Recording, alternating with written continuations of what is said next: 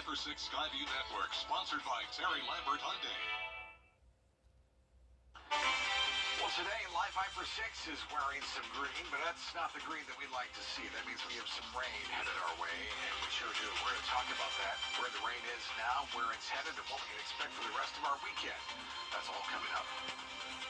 Right now on News Channel 6 at 4, Augusta is celebrating St. Patrick's Day. Live coverage from those festivities downtown. Also ahead, Match Day at SRP Park. The time for MCG students to find out where they're going to go for their residency. And Aiken County Schools going with block scheduling, what that is, and the concerns some have on how it's going to impact students, as your News at 4 starts now. Live from Television Park, this is Wjbf News Channel 6 at 4. Good afternoon, everybody. I'm Brad Means. Thanks for joining us, getting us off today. As coverage you can count on begins with a lot of green and a lot of celebrating on this St. Patrick's Day, as you might imagine. News Channel 6's Bria Smith is in the middle of it all, live in downtown Augusta. Bria? Yeah, Brad. Well, earlier we got the chance to see the parade go by. We saw some pretty cool floats, and I met some people who came from different parts of Georgia just to spend St. Patrick's Day with their loved ones. The parade started at 2 p.m. and people gathered all along the streets. They brought lawn chairs and were all decked out in green. Workers at local businesses also got the chance to participate in the St. Patrick's Day fun by welcoming customers into their restaurants and stores. And tonight, the celebration continues at the Augusta Common for the St. Patrick's Day celebration until 10 p.m. It's been a tradition in our family since the beginning. We have a large Irish Catholic family, so it's always been a tradition to come to a parade. But Savannah's gotten just a little bit too big for us this year, so we're trying to chill out a little bit in Augusta. People say despite the weather chances, they came out here to have some fun, to celebrate, and to make some Lucky Charm memories. Reporting live in downtown Augusta, Bria Smith, WJBF, News Channel 6. A local Irish heritage group queue. New details for you tonight in a local murder case. 52-year-old Sean Gunn charged with murder in the shooting death of his wife. Common Gunn shot and killed Wednesday. Deputies responded to the call at the Gunn's home on Brandywine. And according to Richmond County Superior Court records, at the time of the arrest, Sean Gunn was still serving a year probation connected to an incident in July of last year. That investigation continues. Georgia lawmakers focusing on health care and mental health as their session winds down. Just this week, Governor Brian Kemp announcing $3.5 million to help with nursing programs. The goal is to reduce wait lists and make sure those med students graduate, those nursing students get out and get in the field where they are needed. State lawmakers also introducing bills this session to lower the cost of prescription drugs and reduce surprise medical bills. Well, particularly right now, we have concerns about Medicare unwinding, making sure that those who are right now have eligibility for Medicare, that they make sure that they go back in and do that re-eligibility so that they maintain the services and benefits that they are eligible for right now. The General Assembly also working to make sure people have more access to telemedicine. That's a big deal these days for sure. Well, next school year, Aiken County high school students are going to go to a modified calendar. Here's what we've learned about it so far. School leaders tell News Channel 6 that students will be in school the same number of days as they were before. They want to emphasize that. There will be 4 classes in the fall and 4 in the spring. Parents and some board members expressed concerns over math, foreign language, and AP classes. They felt this schedule, this block schedule they're doing, would not benefit their children because they may be losing some instructional time. So we would try to build it so that there's no more than one semester between those sequential courses. So what some do is schedule the world language classes one semester right after the other. So they may do Spanish 1 and Spanish 2 in the same school year, back to back. So that helps with that. Committee is trying to work on a plan to let parents know what changes are coming. They may even set up a town hall meeting in the near future for you. Today, the Medical College of Georgia hosting its match day ceremony at SRP Park. This is always so much fun. 214 med students are on their way to residency now. You know, their first year was impacted by the pandemic, but still 99% of the class of 2023 has a residency position. Students tell us they're going to carry the lessons they've learned here in Augusta as they continue their careers as physicians. I remember one of the quotes they told us was, "The days are long, but the years are short." And today really showed how much I feel that. I've been taking it one day at a time. To get here is like the culmination of all the emotions of, like she said, the ups and the downs and the long days and the good days. So it just feels wonderful to actually, see all the hard work come to fruition.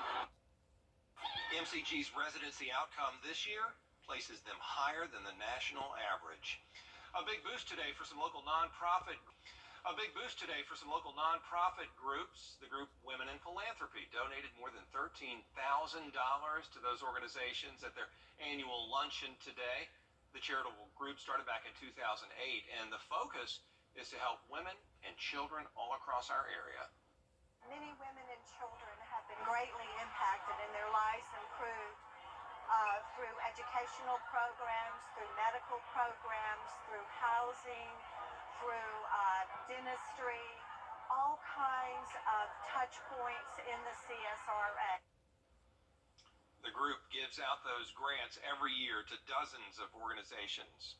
A local man is trying to make it big on American Idol. Everybody rooting for Warren P. out of Colston, South Carolina. That's in beautiful Bamberg County. His audition in front of Luke Bryan, Katy Perry, and Lionel Richie airs on the show Sunday night. He got his start singing in his church band. He says he put videos of himself singing on his social media pages, and that got the attention of a producer on the show who contacted him to audition. And my first initial thought was, this is fake. There's no way. There's no way someone's reaching out to me. And I almost didn't even respond. We joke about it even today, that I almost didn't respond to the message. But now here we are, getting ready to go audition. Warren says his music is a mix of Southern rock, country, and Christian. You can catch his audition Sunday night at 8 on American Idol, right here on News Channel 6. Still ahead today, though, the latest details on the banking troubles in the... She is just the best. That is wonderful. Yay for Millie. Tim, thank you, my friend. Yes. Coming up, a local 10-year-old certainly turning heads with turntables. He's so good at it. The story after the break. There's always... Join our team today. Well, there's a new DJ that has people around our area talking. Proof that age does not matter when it comes to true talent. News Channel 6's Brandon Dawson has the story. A new DJ is making waves around the CSRA, and it's not who you'd expect. I want to see your hands over your head.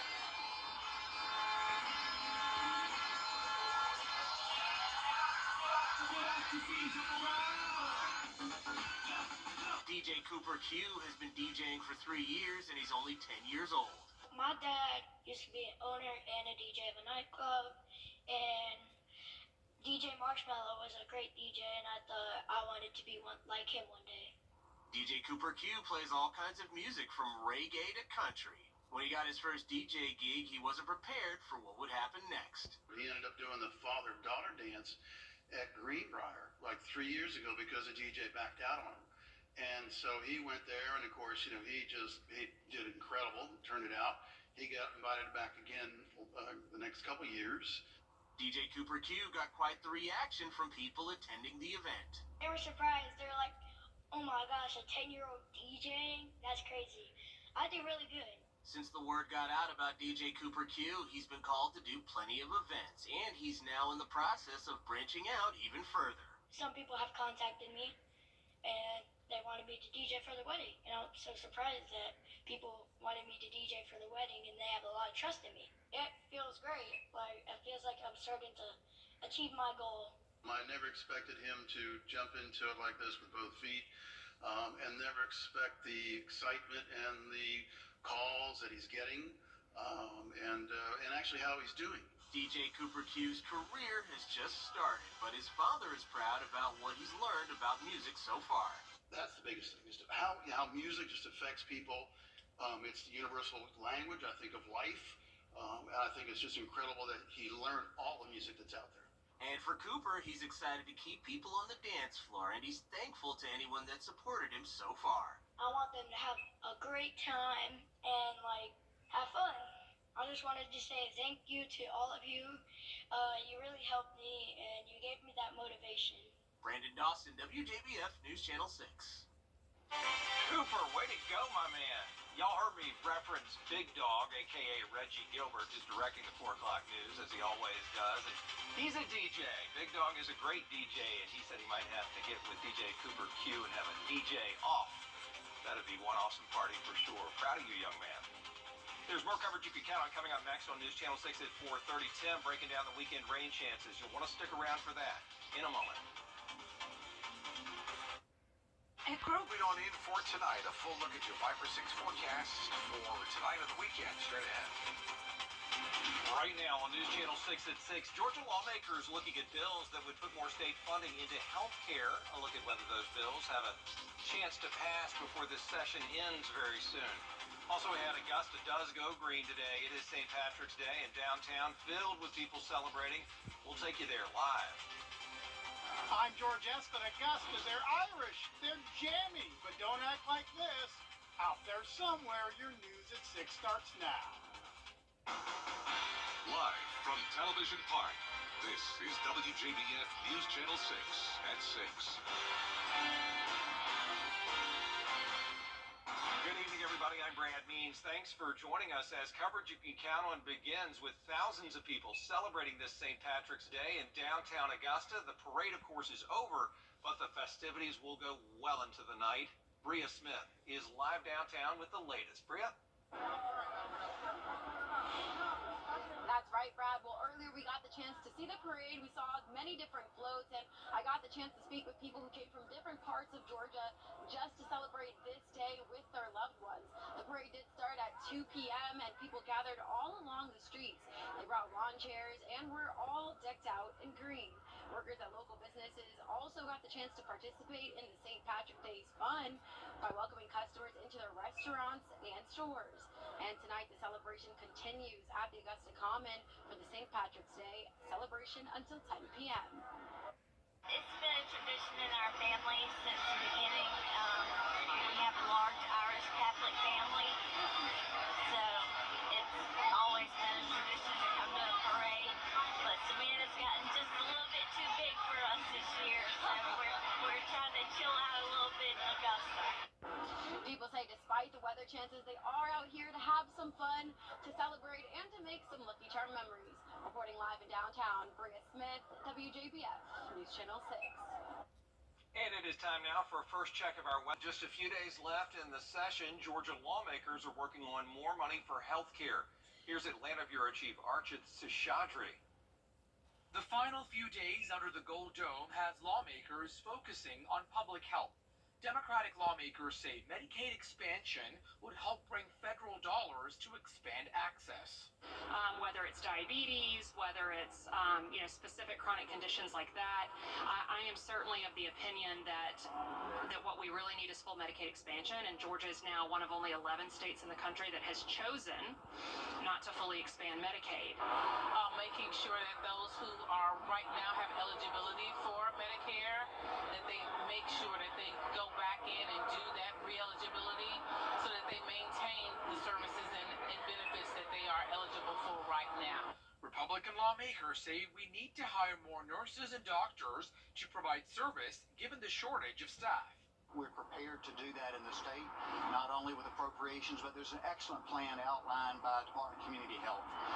And we're also doing things that are automatically enrolling people when it comes to Medicaid that will also get them in. Just this week, Governor Brian Kemp announcing $3.5 million to help with nursing programs and reduce wait lists and increase student capacity to graduate more healthcare professionals. I think workforce is a challenge in every single industry. I mean, across the board, we're seeing that in Georgia right now, whether it's healthcare, whether it's logistics, hospitality, just about anything. State lawmakers introduced around 150 bills this session alone to prioritize healthcare, including ones to lower the cost of prescription drugs and reduce surprise billing. Reporting at the Georgia State Capitol, Archit Seshadri, Atlanta Bureau Chief. Next school year, Aiken County High School students are going to go to a modified calendar. School leaders say kids will be in school the same number of days as they were before. There will be longer breaks throughout the year instead of a long summer break. But parents and some board members expressed concerns over math, foreign language, and AP classes. They were worried about losing instructional time. So we would try to build it so that there's no more than one semester between those sequential courses. So what some do is schedule the world language classes one semester right after the other. So they may do Spanish 1 and Spanish 2 in the same school year, back to back. So that helps with that. A committee is working on a plan to let parents know what changes are coming, and a town hall meeting could be in the works, so keep an eye out for that. A big boost today for some local nonprofits. The group Women in Philanthropy donated more than $13,000 to those organizations at their annual luncheon today. There you see them getting together. Women in Philanthropy, a charitable group that started back in 2008. More than 200 women are in it. The focus, helping women and children across our area. Coming up, always a favorite in these parts, match day for seniors at the Medical College of Georgia. We're going to take you to today's celebration at SRP Park when News Channel 6 at 6 continues. But first, a look at what's coming up tonight.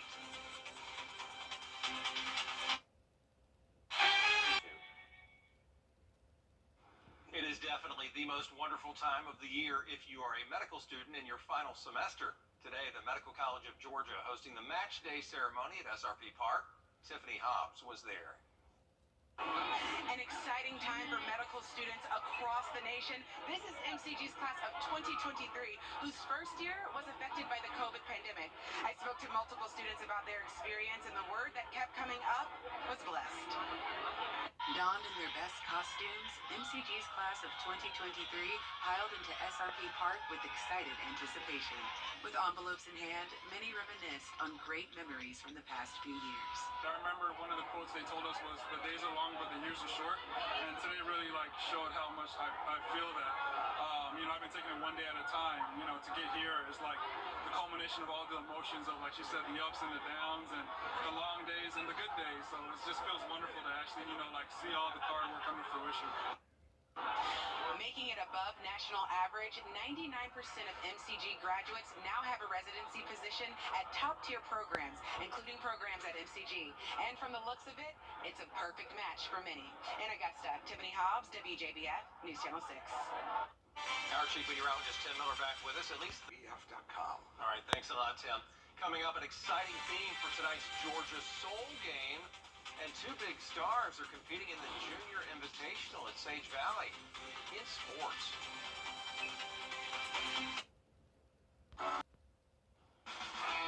Now, WJBF sports coverage you can count on.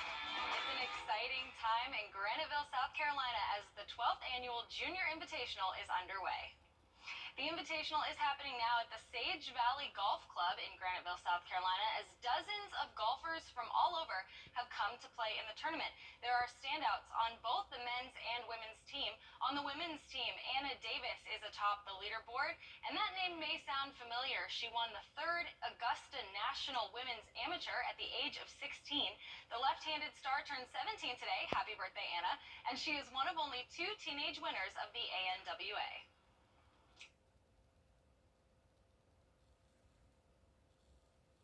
Leader on the men's side is Aldrich Potgeider, another name that you may know.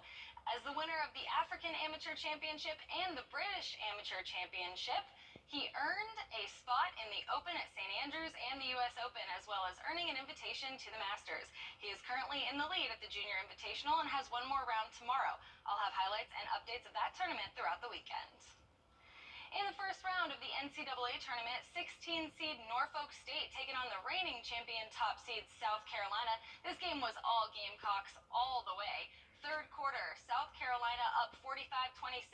Fast break, Raven Johnson finds Bree Hall for the layup. Gamecocks up 47-26. Next possession, Raven Johnson dishes to the other Bree in the corner, and she knocks it down to extend their lead to 24. Bree Beal only had 6 points on the night, but she had a team-high 4 assists. The scoring really came from Zaya Cook and Letitia Lattimore, who each had 11, as South Carolina wins big 72-40 and remain undefeated. They'll face South Florida on Sunday. The Georgia Soul men's basketball team is 4-0 walking into the weekend, and the team will host the Raleigh Firebirds tonight at 7 p.m. The game will be held at the Heel Complex at Payne College, and the theme is St. Patrick's Day, so make sure to dress up because there will be fun prizes for the most creative outfit. I'll have score updates on the game at 11, so go support your local team, the Georgia Soul. And finally, we want to update and correct a story we brought to you last night. Jalen Carter pleading no contest to racing and reckless driving in the crash that killed Georgia offensive lineman Devin Willock there on the right and staff member Chandler LaCroix back in January. Carter was given 12 months probation, a $1,000 fine, 50 hours of community service, and his license was suspended for 120 days. He'll also have to complete a state-ordered driving class. Carter was driving in a vehicle that police say was racing the car that crashed. We reported yesterday that Carter was driving the vehicle, and we apologize for that error. All right, Kira, thanks a lot. We appreciate it. Well, as we all know, it is St. Patrick's Day, and we have a special out there somewhere for you next.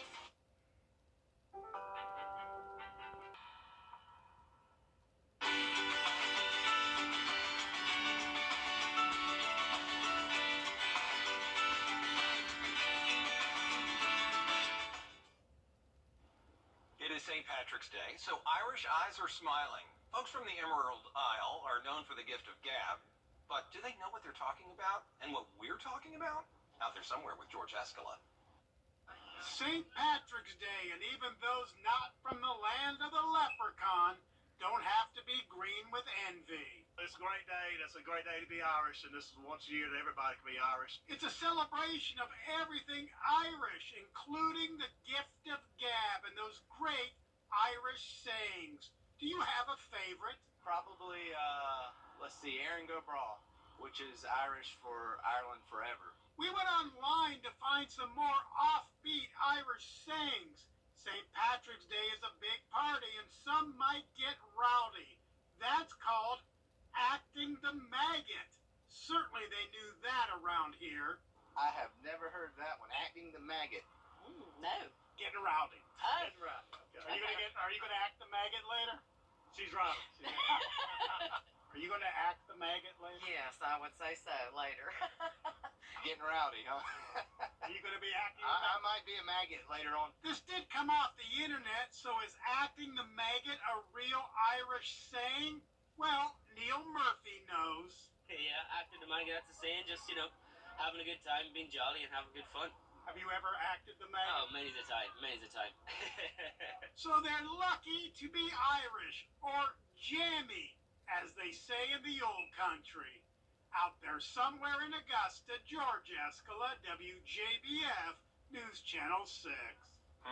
They'll be acting however they're acting in the rain, maybe. That's sure. They'll be very, very wet for sure. Rain tonight, yes, lots of it. It will get carried over into Saturday, but Sunday looks to be nice with sunshine and temperatures in the 50s, but much warmer as we get into next week. All right, thanks a lot, Tim. And Kira and Tim and I sure appreciate you joining us. We're back at 7 after World News Tonight. Have a great weekend.